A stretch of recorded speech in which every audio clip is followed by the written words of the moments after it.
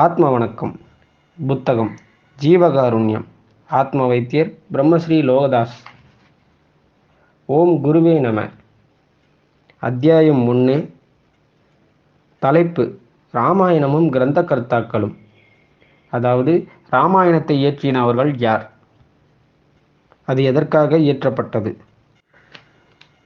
முதலாவதாக இராமாயணத்தை பற்றி சில விஷயங்களை விளக்க வேண்டியுள்ளது. அதாவது இராமாயணத்தை யார் இயற்றினார்கள் என்றும், எந்த நோக்கத்தோடு அதனை உலக மக்களுக்கு அளித்துள்ளனர் என்றும், உலகினர் அதனை எவ்வாறு பயன்படுத்துகின்றனர் என்றும், அதன் பயன் என்னவாகும் என்றும் நாம் சற்று சிந்திப்போமாக.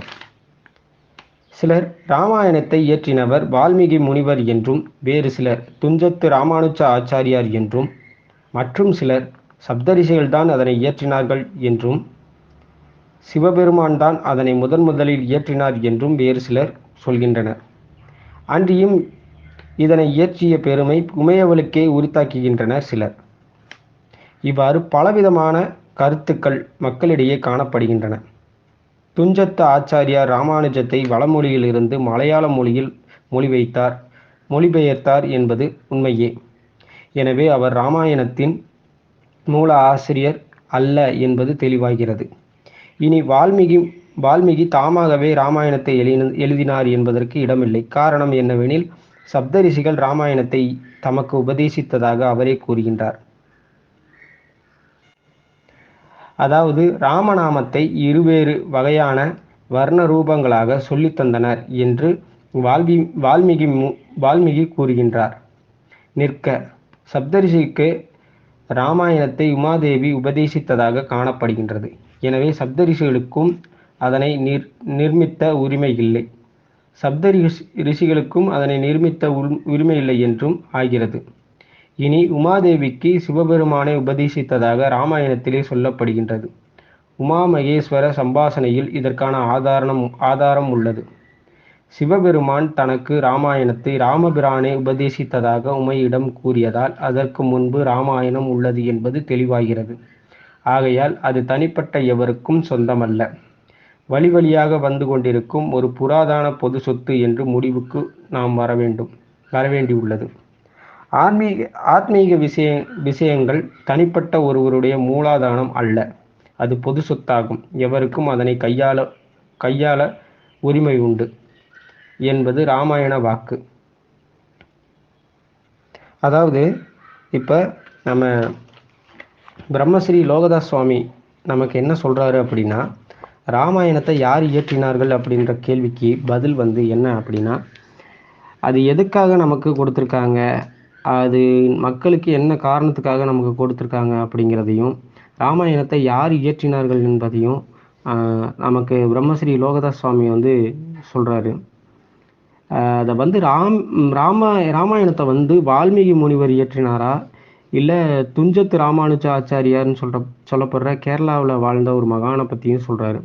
இன்னொன்று, சப்தரிஷிகள் தான் இதை இயற்றினாங்களா இல்லை சிவபெருமான் தானா அப்படின்னு கேட்கும்போது, இது ஒவ்வொருத்தருக்கா இயற்றின பெருமை இருக்குது. அது அந்தந்த மொழியில் மொழிபெயர்த்திருக்காங்க. ஆனால் வால்மீகிக்கே சப்தரிஷிகள் தான் அதை கொடுத்துருக்காங்க அப்படின்னு சொல்கிறாரு.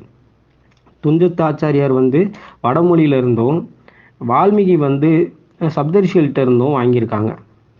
இன்னொன்று, சிவபெருமானுக்கு உமையவளுக்கு இது சப்தரிஷிகளுக்கு உமையவள், அதாவது சிவபெருமானோட மனைவி சக்தி கொடுத்ததாகவும், சக்திக்கு சிவன் கொடுத்ததாகவும் ராமாயணம் சொல்லப்படுது.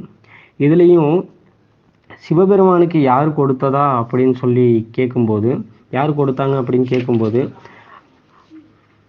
அவருக்கே ராமன் தான் உபதேசம் பண்ணதா சொல்கிறாங்க. அப்போ இங்கே ராமாயணன்றது ரொம்ப காலமாக இருக்குது அப்படின்னு சொல்கிறாரு. இன்னொன்று, ராமாயணத்தை பற்றி முழு விவரமும் அடுத்தடுத்த பாகத்தில் நம்ம பார்க்க போகிறோம். ராமாயணம்னா என்ன, ராமாயணம் எப்படி உருவானது, ராமாயணத்தோட அர்த்தம் என்ன அப்படிங்கிற இந்த தன்மை எல்லாமே ஜீவகாருண்யன்ற நூலில் தெளிவாக போட்டிருக்காரு. அதை அடுத்தடுத்து நம்ம பார்க்க போகிறோம். இன்னொன்று, ஆன்மீக விஷயங்கள்ன்றது ஒருத்தரோட தனிப்பட்ட மூலாதானம் இல்லை, அது பொது சொத்து அப்படின்னு சொல்கிறாரு. இதை யார் வேணாலும் கையாளலாம். அதாவது ஒரு ஆன்மீகம்ன்றது ஆன்மாவோட சம்பாஷணைகளை பற்றி, ஆன்மாவோட வார்த்தைகளை பற்றி ஒவ்வொரு உயிரும் கையாள முடியும். அதுதான் ஆன்மான்றது வந்து ஒரு உயிர் தான். அந்த ஒவ்வொரு உயிரும் ஆன்மீகத்தை கையாளக்கூடிய ஆன்மீக புஸ்தகங்களையும் ஆன்மீக விஷயங்களையும் கையாளக்கூடிய உரிமை இருக்குது அப்படின்னு சொல்லி ராமாயணத்தோட வாக்குன்னு சொல்லியிருக்காரு.